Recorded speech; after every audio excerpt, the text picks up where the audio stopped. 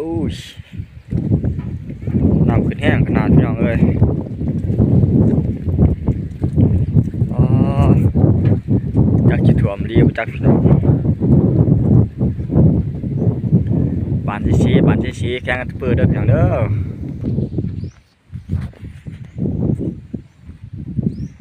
น้ำขึ้นแห้งขนาดพี่น้องเอ้ย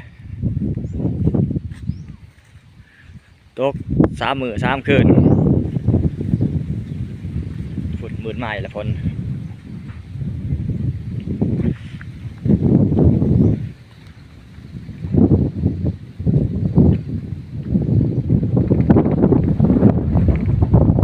ความคักป่ะเนี่ย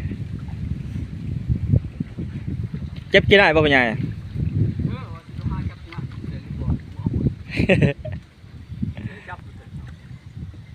เขาจับกี่ได้แล้วพี่น้องบอกกับกล่องพูดเขาไปเก็บกี่ได้เรียกเขาเก็บข้างใน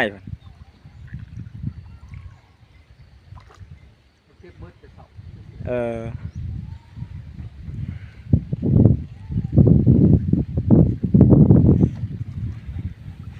โอ้แต่ยังทางโจทย์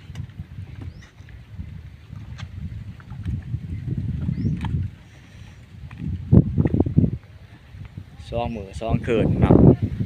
จิตหล่นพังนี่ยังประมาณ2 วันเลยหอดพังเลย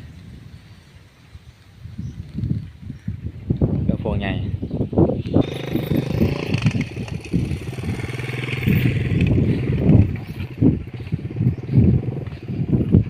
บ้านสีแข็งอัตเปอร์พี่น้องพุ่น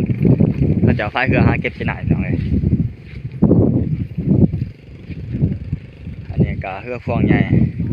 โอ้ตะฟังยุบเลยเนี่ยโยนละ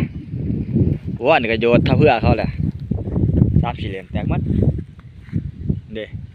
ก็โตถือดินโจดใส่อ๋อก็ได้อีกมื้อแรกนี่ก็จะจู้ผีบ่จักข่อยล่ะ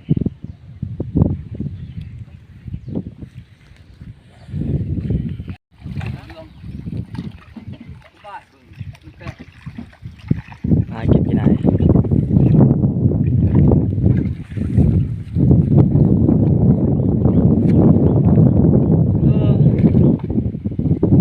สต๊อกอีกแล้วมื้อแรกนี่โอ้หมดอยู่นะ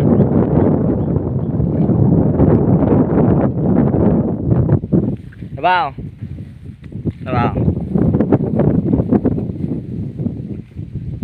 ไปทางใด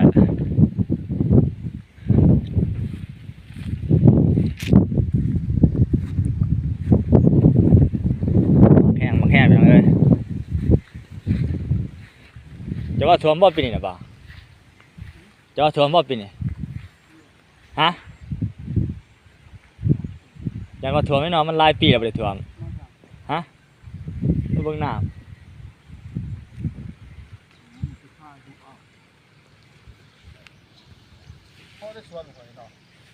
อันเดี๋ยวชวนหอดแล้วเว้ย